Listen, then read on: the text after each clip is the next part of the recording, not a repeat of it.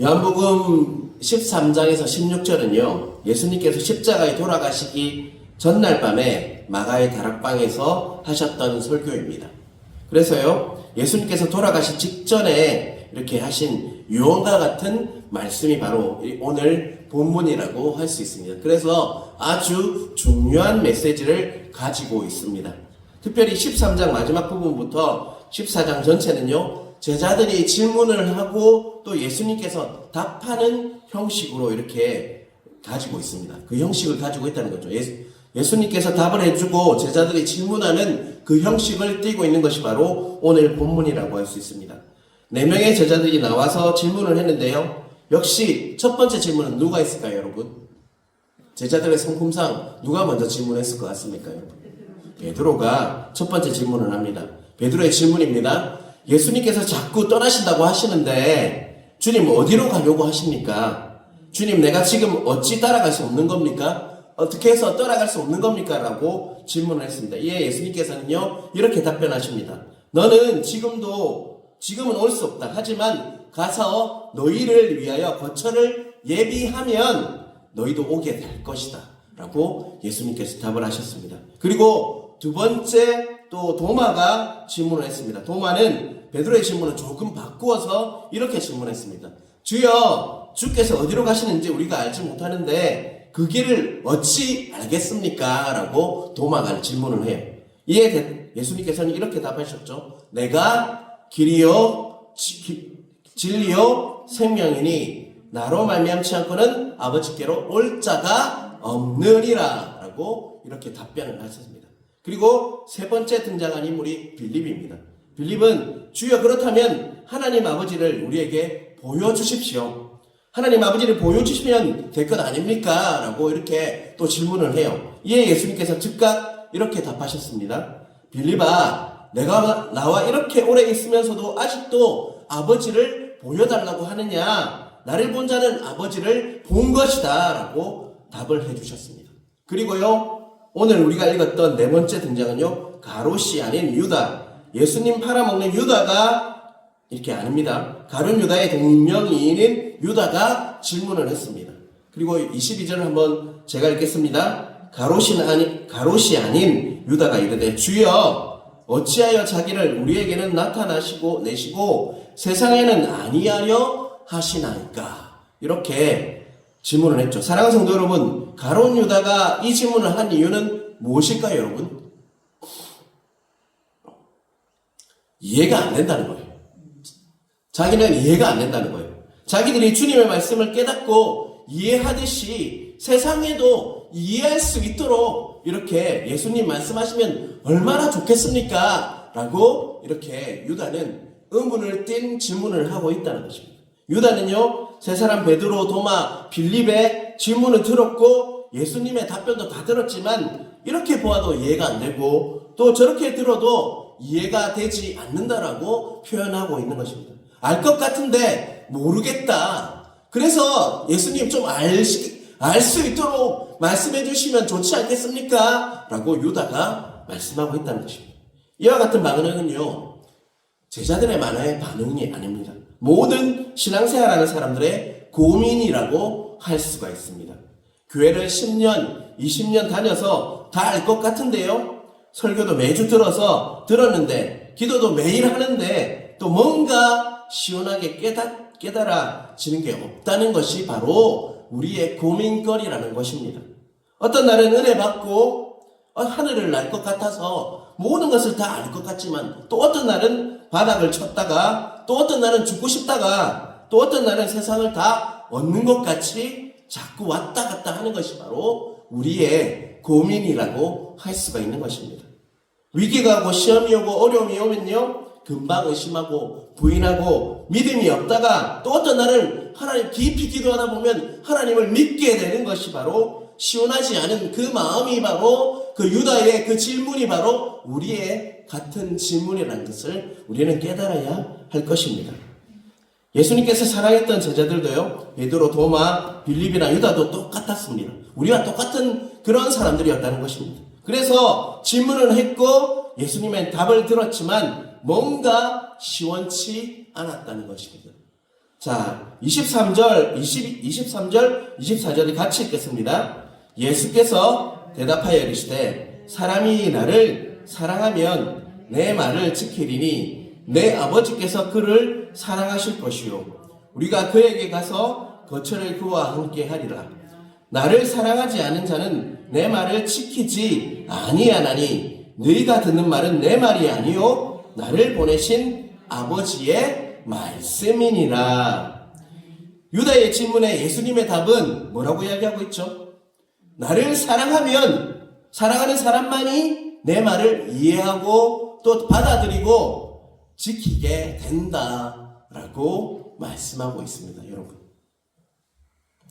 사랑하는 성도 여러분, 정리가 되십니까? 이 대답으로도요.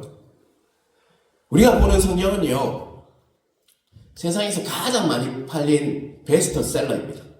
여러분, 가장 많이 팔린 책이 뭐라고요? 우리가 보고 있는 성경입니다. 성경을 보는 모든 사람이 성경을 그런데 이해하는 것은 아니라는, 가장 많이 팔려서 어떤 집에 가도요, 성경을 어찌 보면 다 한 권씩 다 있어요. 저번에 절에 갔는데도 성경이 놓여 있는 거 봤어요. 이것은요, 하나님을 믿고 사랑하는 사람들에게만 이해되는 책이기 때문에 가지고 있다라고 해서 이해되는 책이 아니라는 것입니다. 하나님 믿지 않는 사람들에게는요, 이것은 하나의 어찌 보면 신화책과 같아요. 홍해가 갈리고, 그죠? 말씀으로 천지를 창조하고 그걸 믿게 하는 것이 바로 진짜 기적이에요. 내가 믿지 않을 때 그 말도 안 되는 소리를 하고 있네 라고 분명히 여기서, 근데 믿음이 딱 들어오니까 그게 믿어지기 시작하는 게 진짜 기적이라고. 여러분 믿으십니까? 그 모든 사실들을요? 기적입니다. 기적. 이것은 하나의 문서에 불과할 뿐이고 세상 사람들에게는 하나의 문서에 불과하고 결코 이해할 수 없는 책이 바로 성경이라는 것입니다. 예수님의 말씀도요, 예수님을 믿고 받아들이고 사랑하고 선택받은 사람들에게는 눈물이 나고 감동되고 말할 수 없는 능력이 있는 하나님의 말씀이지만요, 모든 사람에게 다 그런 것은 아니라는 것입니다. 그렇다면 사람들은 왜 그런 진리를 거부하는 것일까요? 인간의 내면 속에는 뭐가 있다고 했습니까? 이번 주 설교에요. 죄성이 있다고 했죠. 원죄. 타고날 때부터 우리는 죄성이 있어서요, 숨겨진 거짓과 불의가 가득 차 있기 때문에 우리는 아닌 체 하고 있지만 내 안에는요, 죄성이 있습니다. 그것을 믿으십니까, 여러분? 우리는 정말 죄인입니다. 죄인이기 때문에 우리는 죄를 짓는 거예요. 죄를 지었기 때문에 죄인이 아니라, 다시 한번 말씀드리지만 죄인이기 때문에 우리는 죄를 짓는 겁니다. 그걸 빛으로 드러내는 것도 싫고 하나님께 들키는 것도 싫다는 거죠. 세상 사람들이 딱 그래요. 내 안에 있는 것이 드러나는 게 싫은 거예요. 듣기도 싫은 거예요. 그래서 전도지를 나누다 보면 이상 반응을 일으키는 사람들이 참 많습니다. 그거 당연한 거예요, 여러분. 전도할 때 마음 상처받지 마십시오. 당연한 겁니다. 사탄 마귀들은요, 빛이신 하나님께로 나오는 것을 뭐 할까요, 여러분? 막습니다. 계속적으로 방해하고 거짓으로 가리고 있다는 것입니다. 여러분, 우리 전도할 때 특별히 정신 차리시길 바랍니다. 나가면요, 나가기 전부터 영적 전쟁이 계속적으로 일어납니다, 여러분. 그래서 긴장해야 합니다. 말 조심하시고요. 전도하러 나갈 때는 할 말이 있더라도 참으십시오. 왜냐하면 사단 마귀들이 격동시키고 방해하는 작업을 하고 있기 때문입니다. 그래서 늘 말을 내뱉지 마시고 기도하시면서 전도하러 나가시길 바랍니다. 반면에요, 빛이 있는 사람은, 진리가 있는 사람들은요, 거짓과 불의를 결코 좋아할 수가 없다는 거죠. 진리가 내 안에 들어오면요, 거짓된 것을 더 이상 볼 수가 없어요. 그래서 하나님 앞에서 나아가서 해결을 해야 하는 것이 바로 진리로 오신 성령님이 내 안에 계실 때 일어나는 현상이라는 것입니다. 이슬람 지역에 처음 그곳에 들어갈 때요, 두바이 공원에 이슬람 여인들이 이렇게 몇 명이 있었어요. 그런데 까만 있잖아요. 히잡을 쓴 사람도 있고, 부르카, 히잡은 머리만 덮는 겁니다. 부르카는 완전히 덮어서 뭐만 나오는 거냐면 딱 안경 구멍 있죠. 그 구멍만큼만 나오는 게 부르카고요. 차도르는요, 얼굴만 노출되도록 한 것이, 얼굴만 이렇게 나오는 게 차도르예요. 근데 까만 옷을 입어요, 여자들이. 나를 보면서 저거 뭐지? 이렇게 하는데 눈으로 이렇게 탁 보는데 눈만 딱 보이니까 억수로 두려웠어요, 솔직히 말해서. 아, 저런 애들이 있는 데를 내가 가는 거구나. 이런 두려운 마음이 막 밀려왔어요. 그런데 그곳에 가니까요, 또 그때는 테러가 한참 심할 때라 가지고 선입견이 더 심했습니다. 근데 그곳에 들어가서 살아보니까요, 그들도 똑같은 사람이더라고요. 그리고 그들처럼 좋은 사람이 또 없었어요. 제가 우리나라 사람들보다 더 착해요, 그 사람들. 솔직히 말해서. 정말 따뜻한 사람들이 함께 살았다는 것을 저는 느낍니다. 처음에는 뭐가 있었다고요? 두려움이 있었지만 함께 살아보니까 그 사람도 나하고 똑같은 사람이고 더 좋은 사람, 착한 사람들이더라고요. 그래서 기도할 때 이런 마음이 드는 거예요. 계속 기도하는데 이 이슬람 지역은 악한 마귀들이요, 그곳을 짙은 어두운 커튼을 쳐서 그 안을 보지 못하도록 하는 것들이 있구나라는 것을 느꼈어요. 세상 사람들이 그곳에 살지 않는 사람들이 밖에서 보면요, 마치 아주 어두운 것 같이 느껴져요. 왜요? 마귀들이 검은 커튼으로 그것을 다 가려놨어요. 근데 들어가 보니까 어땠다고요? 똑같은 사람이고 더 착한 사람들이었어요. 그리고 들어오는 것이 두렵도록 만들어 놓은 거예요. 테러나 그 옷에서 두렵게 만드는 거예요. 그래서 빛이신 진리이신 예수님이 들어오지 못하도록, 예수님의 그 복음이 들어오지 못하도록 검은 커튼으로 쳐놨구나 라는 마음이 들었습니다. 내가 기도할 때 드는 마음이. 그래서 빛의 군사들이 침투하지 못하도록, 나와 같은 선교사들이 들어올 때부터 겁을 먹고 들어오도록 이 애들이 검은 커튼을 쳐놓구나 라는 것을 기도하면서 알게 되었습니다. 그래서 그 커튼을 걷어달라고 계속적으로 기도를 했어요, 여러분. 그렇듯이 사단들은요, 진리가 빛이신 예수님이 들어오지 못하도록 우리를, 이 세상을 막고 있다는 것을 잊지 마시길 바랍니다. 그렇다면 어떻게 하면 예수님의 말씀과 하나님에 대한 믿음을 가질 수 있겠는가라는 질문이 있어야 합니다. 오늘 예수님이 이 문제에 대한 아주 분명한 답을 주시고 계시다는 것입니다. 예수님의 답은요, 죄짓지 말라 이런 대답도 아니었고요, 어둠을 떠나라 이런 답도 아니었습니다. 자, 지금부터 26절을 함께 읽겠습니다.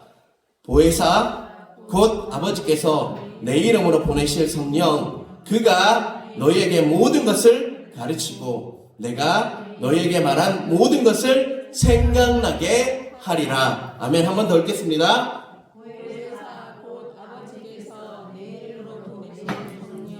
그가 너희에게 모든 것을 가르치고 내가 너희에게 말한 모든 것을 생각나게 하리라. 아멘. 예수님의 답은 딱 하나입니다. 성령님께서 뭐 하면 된다고요? 다스려 주시면 된다라고 말씀하고 있습니다. 성령 하나님께서 너희에게 임하면 너는 어둠을 싫어하게 된다는 것입니다. 성령이 너희에게 임하면 너는 죄를 떠나게 될 것이다 라고 말씀하고 있는 것입니다. 성령이 너희에게 임하면 너는 능력 있는 삶을 살게 될 것이다. 죄짓지 않으려고 애쓰고 그런 삶이 아니라 성령님께서 온전히 다스려 주시면 저절로 성령님께서 다스려 주시기 때문에 죄짓지 않는 삶을, 죄짓지 않고 하나님께 나아가는 삶을 살 수 있다라고 말씀하고 있다는 것을 잊지 마시길 바랍니다. 우리가 죄짓지 않으려고 무단히 노력하고 힘을 쓰지만요, 결국 우리는 어떻게 됩니까? 죄짓고 말아요. 죄에 무력한 우리를 발견하게 되죠. 우리 힘으로, 우리 능으로 해도 아무 소용이 없다는 것입니다. 그만큼 우리는 죄에 대해서 연약한 존재일 뿐입니다. 죄짓지 않는 해답은요, 그런데 성령님께서 뭐 하면 된다고요? 임하시면, 나를 다스려 주시면 죄짓지 않는 삶을 살 수가 있다라고 예수님께서는 우리에게 말씀하고 계시다는 것입니다, 여러분. 사랑하는 성도 여러분, 여러분 안에는 이미 성령님께서 내주하고 계십니까? 그것을 믿으십니까? 아멘이십니까? 스가랴 4장 6절을 제가 읽겠습니다. 이는 힘으로 되지 아니하며 능력으로 되지 아니하고 오직 나의 영으로 되느니라. 아멘. 성령님으로 가능하다. 우리가 아무리 힘써도 우리의 능력으로는 정말 죄짓지 않고 살 수 없지만 성령님께서 나를 도와주시고 나의 보혜사 성령님께서 가르쳐 주시면 그런 삶을 살 수 있다. 성령님께서 온전히 다스려주는 그런 삶을 살아야 한다라고 우리에게 말씀하고 있다는 것을 잊지 마시길 바랍니다. 자, 26절 다시 한번 읽겠습니다. 제가 보혜사 곧 아버지께서 내 이름으로 보내실 성령 그가 너에게 모든 것을 가르치고 내가 너에게 말한 모든 것을 생각나게 하리라. 여러분, 두 가지가 보이십니까? 성령님이 임하시면, 성령님이 온전히 다스려 주시면 어떤 일이 두 가지가 일어난다고 하는데 여러분 한번 찾아보시기 바랍니다. 첫 번째는 뭐예요? 모든 것을 다 가르쳐 주시고, 그죠? 성령님께서 모든 것을 가르쳐 주시는 하나님이시라는 거예요. 또 두 번째는요? 그렇죠. 성령님의 특징이 뭐냐 하면 첫 번째는 가르쳐 주는 것입니다. 성령님께서 가르쳐 주는 분이시기 때문에 우리는 이해하고 깨닫게 된다는 것입니다. 여러분, 설교를 들어도 유진 목사가 너무 말이 빨라가지고 안 깨달아지더라 하는 분들 있죠. 뭘 구해야 될 것 같습니까? 유진 목사 말을 느리게 해달라고 기도해야 될 것 같습니까? 그렇죠. 성령 하나님 가르쳐 달라고 그렇게 기도하셨습니다. 성령님께서 가르쳐 주시면요, 부활도 이해가 되고요, 기적도 이해가 되고, 예수님의 말씀도 이해가 됩니다. 성령님께서 계속 가르쳐 주시니까 땅의 지식이 아니라요, 하늘의 지식으로, 사람의 지식이 아니라 하나님의 지식으로, 육의 지식이 아니라 영의 지식으로 모든 것을 깨닫게 되는 것이라는 것을 잊지 마시길 바랍니다. 두 번째는 뭐라고 하셨죠? 내가 너희에게 말한 모든 것을 생각나게 하시는 분이 바로 누구라고요? 삼위의 한 분이신 성령 하나님이시라는 것입니다.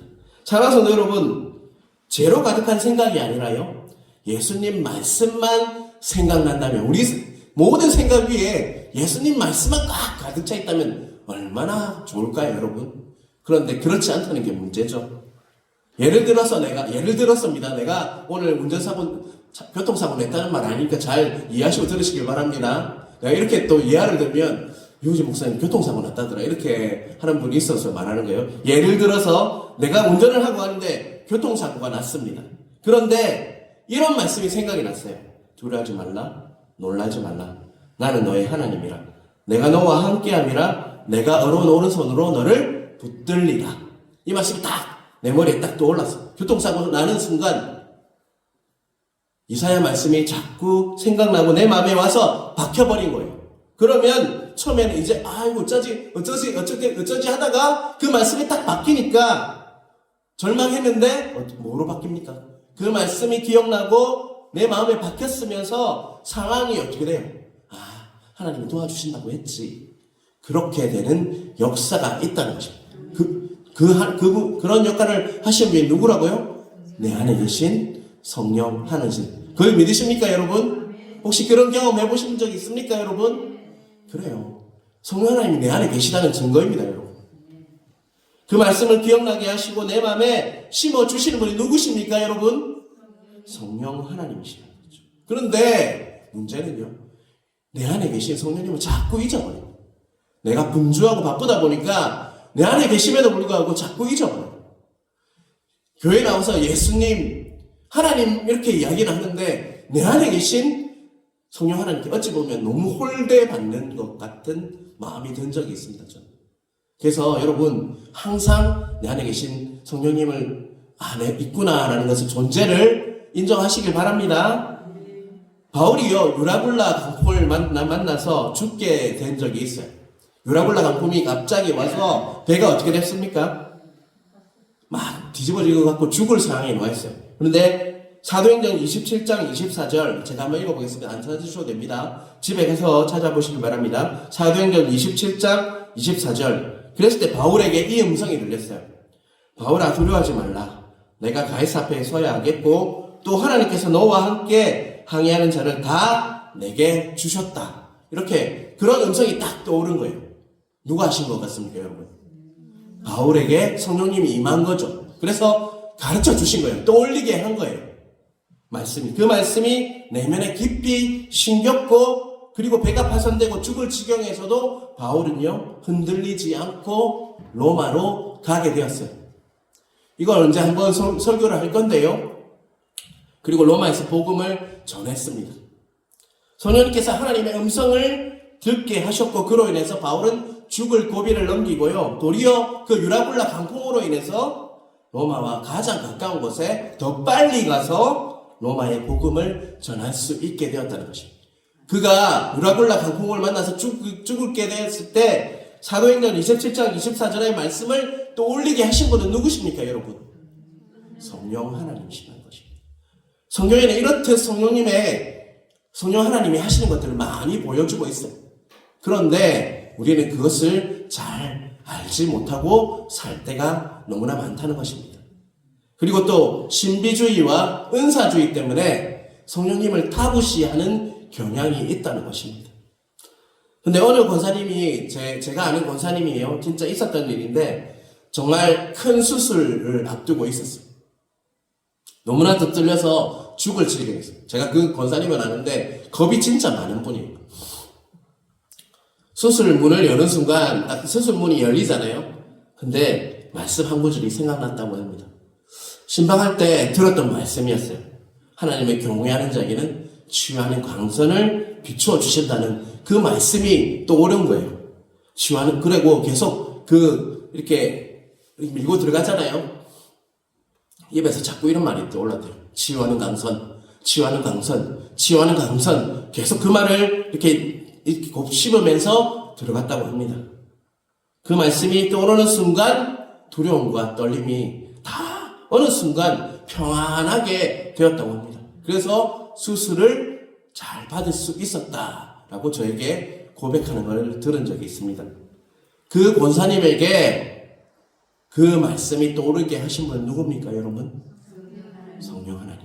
여러분도 분명히 그런 경험이 있을 거예요. 저도 수없이 많은 경험을 했습니다. 이렇듯 성령님께서 임하면요, 성령님께서 가르쳐 주시기 때문에 이해되지 않는 진리가 이해가 되고요, 또 예수님의 말씀, 복음이 계속적으로 떠오르는 그런 은혜가 있다는 것을 꼭 기억하시길 바랍니다. 그런데요, 또 더 중요한 것이 있다는 것입니다. 27절을 한번 같이 읽어볼까요? 자, 같이 읽겠습니다. 평안을 너희에게 끼치노니 곧 나의 평안을 너희에게 주노라. 내가 너희에게 주는 것은 세상이 주는 것과 같이 아니하리라. 너희는 마음에 근심하지 말고 두려워하지도 말라. 아멘. 성령님께서 임하시면, 성령님께서 온전히 다스려 주시면요, 두렵고 겁이 나고 흔들리던 마음이 이상하게 뭐로 바뀐다고요? 평강으로 바뀌는, 나의 머리끝부터 발끝까지 그 평강이 나를 지배하게 되는 현상이 일어난다는 것입니다. 예수님께서 주는 평강은요, 순간적인 평안이 아닙니다. 영원한 평안입니다. 상황이, 환경이 좋으면 생기고 나쁘면 나빠지는 그런 예수님의 평강이 아니라는 것입니다. 둘째, 성령님께서, 예수님께서 주시는 그 평강은요, 영적인 평강이지 육적인 평강이 아니라는 것입니다. 세 번째는요, 예수님께서 주시는 평강은요, 내면적인 평강입니다.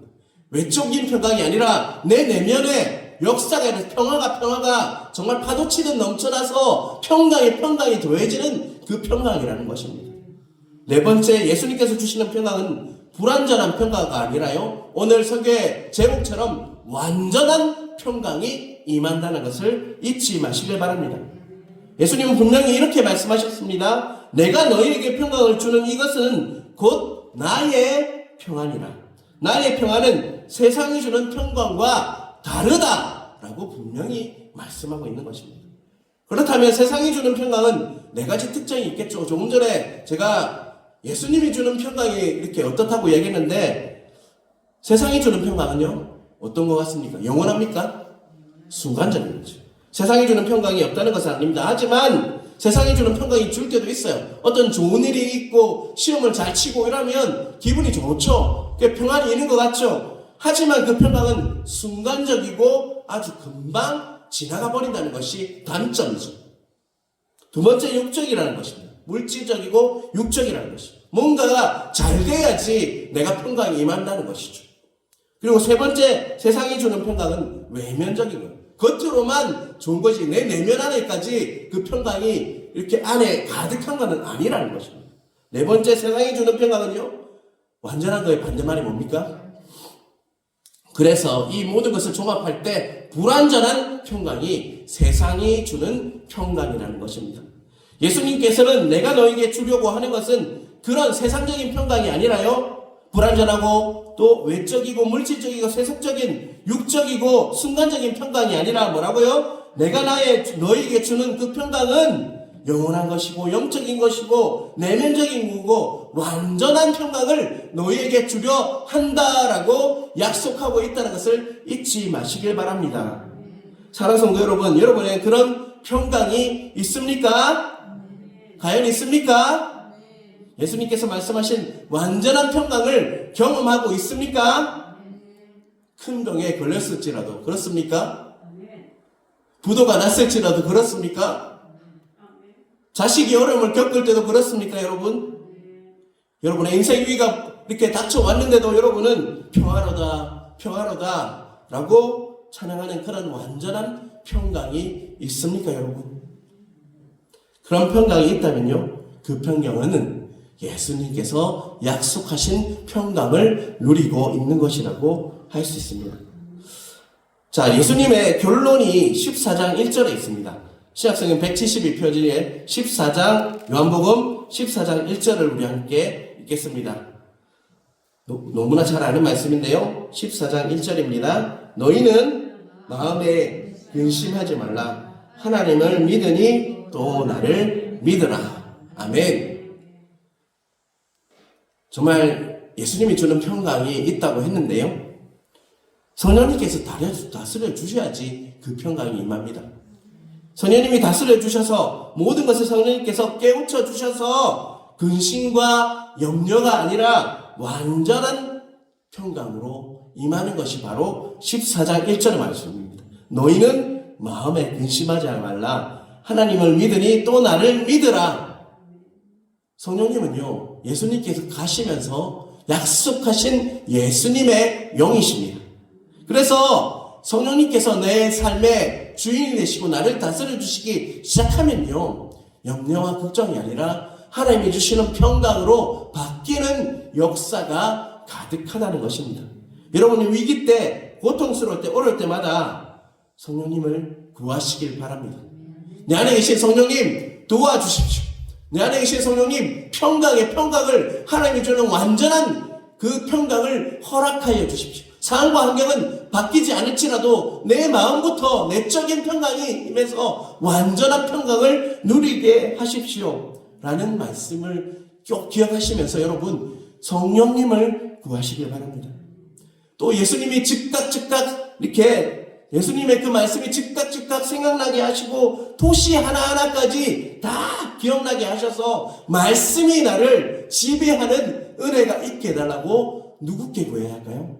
내 안에 계신 성령님께 구해야 한다는 것입니다. 하나님의 말씀이 여러분을 지배할 때요, 하나님의 평강이 여러분의 온전히 지배하는 은혜가 있다는 것을 잊지 마시길 바랍니다. 예수님을 믿는데 뭔가 빠진 듯한 제자들이 그랬죠. 질문을 계속하지 않습니까? 그런데 시원치 않았어요. 신앙생활 하는 사람들도 그렇게 신앙생활 하는 사람들이 너무 많다는 것입니다. 뭔가 빠진 듯한, 뭔가 시원하지 않은 그런 삶을 사는 사람들이 신앙생활을 한다고 하면서 너무 많이 그런 삶을 살고 있다는 것입니다. 마치 성령님께서 오시기 전에 계속적으로 질문했지만 실수하고 연약했던 제자들처럼요, 성령님이 임하지 않으면 우리 삶에 부족하고 시원치 않은 마음으로 살 수밖에 없다는 것입니다. 사랑하는 성도 여러분, 시원한 신앙생활, 정말 더운 날에 냉수 같은 신앙생활을 하기 원하십니까, 여러분? 무엇을 구해야 할까요, 여러분? 성령 하나님께서 항상 우리가 함께 하셔서 나를 다스려 달라고 그렇게 기도해야 할 것입니다. 잠언 3장 6절 말씀 913쪽 우리 한번 찾아보겠습니다. 잠언 3장 6절 구약성경 913쪽입니다. 구약성경 913쪽에 잠언 3장 6절입니다.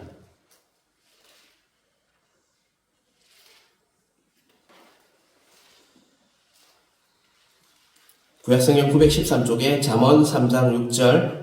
자, 같이 읽겠습니다. 너는 범사에 그를 인정하라. 그리하면 내 길을 지도하시리라. 아멘. 우리는 평소에 너무 분주하고 바빠서요, 내 안에 계신 성령님을 잊고 살 때가 너무 많다는 것입니다.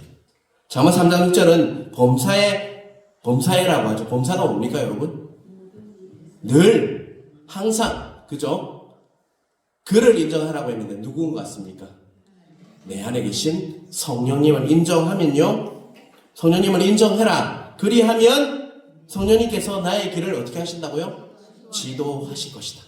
인도하시고 다 가르쳐 주시고 말씀이 떠오르게 하는 역사가 있을 것이다 라고 여러분에게 약속하고 계시다는 것을 잊지 마시길 바랍니다. 성령 하나님께서는 내 삶의 주관자이시고요, 내 인생의 왕이시고 인도자 되시는 삼위의 하나님이십니다. 그런데 우리는 내 안에 계신 성령님을 너무 인정하지 않고 살고 있다는 것입니다. 그래서 의도적으로도 내 안에 계신 성령님이라고 나를 가르쳐 주세요, 나에게 말씀해 주세요 라고 기도하시는 여러분 되시길 바랍니다. 성령께서는 우리를 가르치시고 진리 가운데로 인도하시는 보혜사이십니다. 그런데 교회나 성도들이 결코 성령님을 부인하지는 않습니다. 무시하지는 않습니다. 하지만 문제는요, 성령님을 제한한다는 데 있습니다.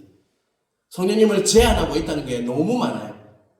하지만 오늘 말씀은 범사의 그분을 뭐 하라고요? 인정하라고 하십니다. 그분을 인정할 때 뭐 하신다고요? 내 길을 지도하실 것이다 약속하고 계십니다. 여러분, 그런 삶을 살기를 원하십니까? 그러면 뭐 해야 될 것 같습니까? 내 안에 내주하시는 삼위의 한 분이신 성령님을 뭐 한다고요? 인정하시길 바랍니다. 여러분 안에 성령 하나님께서 계십니까? 그분은 가르쳐 주시는 분이십니까? 말씀은 생각나게 하시는 분이십니까? 그분은 인도하시는 삼위의 하나님이십니까? 인정하시길 바랍니다. 그분께서 여러분이 영원히 함께 살아갈 때 여러분의 영원한 친구가 될 것이고 영원한 하나님으로서 여러분에게 보혜사로 도와주시는 하나님이시라는 것을 잊지 않으시는 여러분 되시길 간절히 바랍니다. 삼위의 하나님이신 성령님을 제한하지 않으심으로 해서 성령님께서 늘 가르쳐 주시고 말씀으로 임하시고 늘 하나님과 동행하심으로 정말 하나님 안에서 친밀함을 온전히 누리며 사시는 여러분 되시길 간절히 바랍니다. 여러분, 우리는 신앙생활을 한다고 하면서 누리지 못하고 있어요. 여러분, 매일 힘들고 매일 아프고 그게 신앙생활이기도 하지만요, 십자가를 걷는 길이지만 여러분, 내 안에 계신 성령님 때문에 이제는 완전한 평강을 누리시는 여러분 되시길 바랍니다. 신앙은 또한 십자가를 걷는 길이기도 하지만 누리는 삶입니다. 우리에게 주신 것이 너무나도 많지 않습니까? 그 평강을, 완전한 평강을 누리심으로 이 신앙생활을 통해서 온전히 누리시며 살아가시는 여러분 각자 되시길, 완전한 평강을 누리시는 여러분 되시길 주님의 이름으로 축원합니다.